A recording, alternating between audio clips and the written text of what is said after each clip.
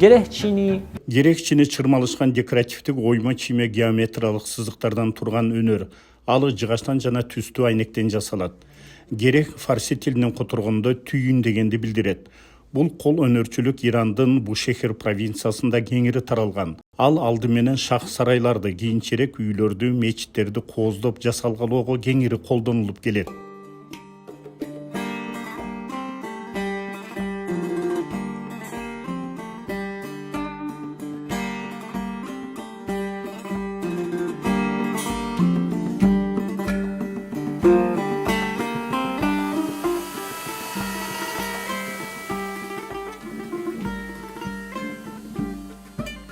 Керек чини үчүн тик деп аталган жыгач колдонулат. Тик жыгачы өтө бышык. Бушехир провинциясынын нымдуу климатында аны менен жасалган керек чинилер жарылбайт, чирибейт жана көгөрүп да кетпейт.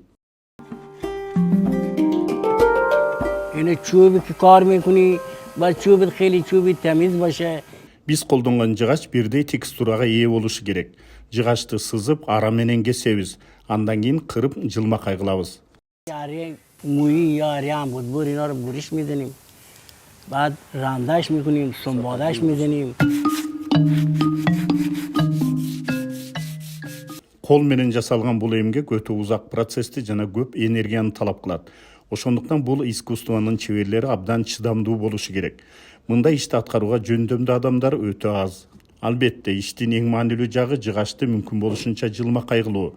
Устанын иши анын сапатын аныктайт. Андыктан бул иште абдан чыдамдуу болуу керек. Акыркы кадам катары түстүү айнектерди керек чини үлгүлөрүнө жайгаштырабыз.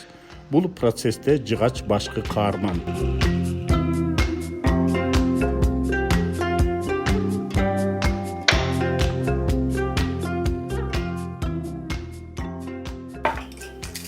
Ирандын түштүк аймактарында деңиз жашоонун бардык тармактарында, анын ичинде кол өнөрчүлүктө да чоң роль ойнойт. Галлафи Ирандын салттуу кеме куруу өнөрү. Ал Бушехирдеги кол өнөрчүлүктүн эң маанилүү тармактарынын бири болуп саналат. Учурда ал башка тармактар сыяктуу эле заманбап технологияларды пайдалануу менен модернизацияланган. Бирок кол эмгегин көп талап кылган ыкмада колдонулуп, бул ишке өзүнө арнаган саналуу гана адамдар бар.